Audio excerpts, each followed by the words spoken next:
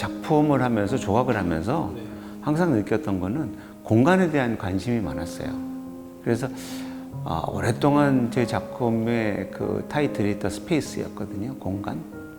그런데 코스모스라는 주제는 그 스페이스라는 타이틀을 정하기 훨씬 전부터, 아주 어려서부터, 우리 사춘기 때 그런 생각 하잖아요. 나는 뭐 어디서 태어났을까, 어디서 왔을까, 어디로 갈까. 그 다음에 우리 어렸을 때 뭐 UFO 얘기 나오고 화성인 얘기 나오고 이런 얘기 할 때부터 내가 살고 있는 우주의 끝은 어딜까? 이거는 저뿐만이 아니라 모든 사람들이 항상 궁금해하는 건데, 그거하고 연계해서 그 우주에 대한 관심이죠. 그건 앞으로도 지속될 겁니다. 죽을 때까지.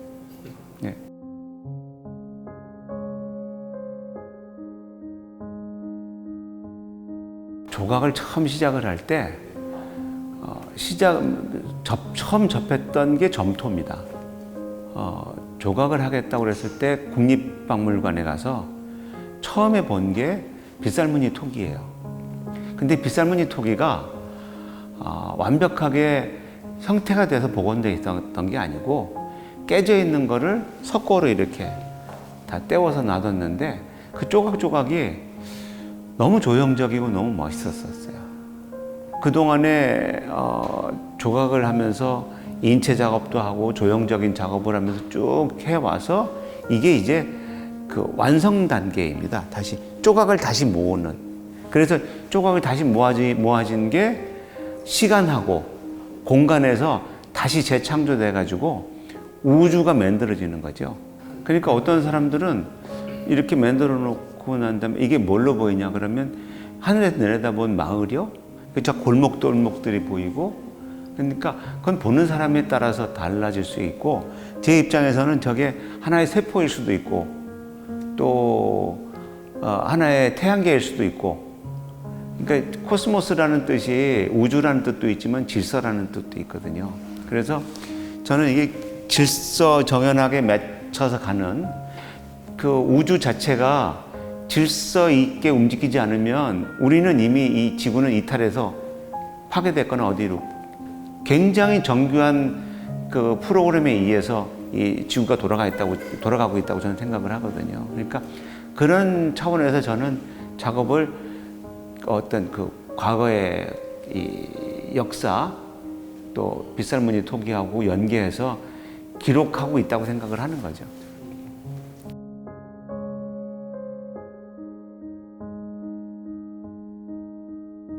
작가의 입장에서는 이 작업하는 자체가 즐거움이면서 고행이에요.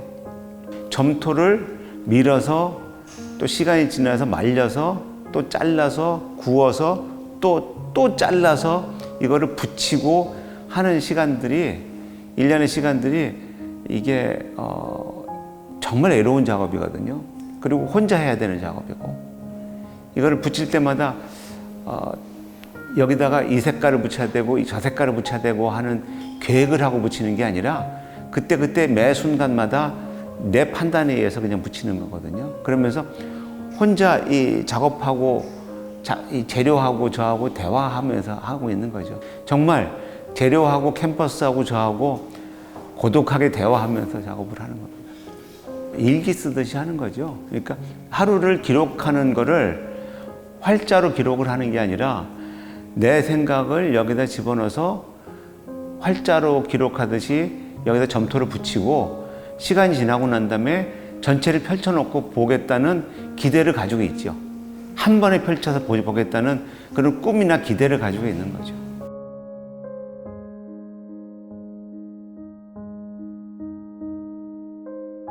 네. 정대현 교수님의 가장 최신작이 소개되는 전시인데요. 물론 이제 한 1년 전, 2년 전 작품들도 같이 섞여 있긴 하지만, 오른쪽에 있는 전시 같은 경우는 전시 세팅하기 하루 전까지도 작업을 하셨어요. 그거는 시간이 임박한데 작품이 완성되지 않아서가 아니고 교수님의 철학 자체가 여기 제목이 우주라고 하는 것처럼 우주에는 생성과 소멸이 계속 반복되는 것처럼 이번에 전시하는 것들도 끝과 시작이 꼭 정해져 있지는 않다는 뜻입니다. 그래서 오기 전까지 모든 것은 계속 생성해가는 과정이다 생각해서 전시를 준비하셨고요.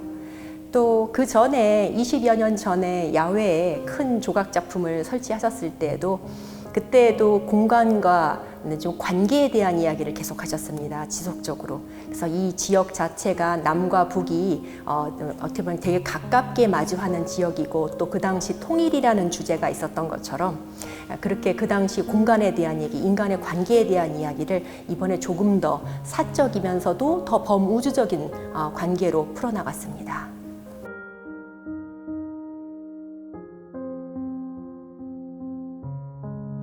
사실은 교수님 작품 같은 경우에는 이게 구상이 아니기 때문에 처음에 금방 이해가 되기 쉽지는 않으세요. 뭐 이를테면 사람의 인체의 모습이라던가 뭐 꽃이라던가 동물의 모습 같은 경우는 사람들이 편하게 이해할 수 있는데 이건 약간 더 추상에 가깝기 때문에 어떻게 보면은 그냥 뭐랄까 질감이라던가 구성면, 디자인적인 면 이런 것이 훨씬 더 많이 들어올 거예요. 그래서 이 안에 숨겨진 속뜻이 무엇인가라는 걸 너무 골치 아프게 생각하실 것 없이 편안하게 뭐랄까 조감도를 보듯이 아니면 디자인적인 작품을 보듯이 심지어 공예적인 작품을 보는 것 같은 즐거움을 느끼시면서 보셨으면 좋겠습니다.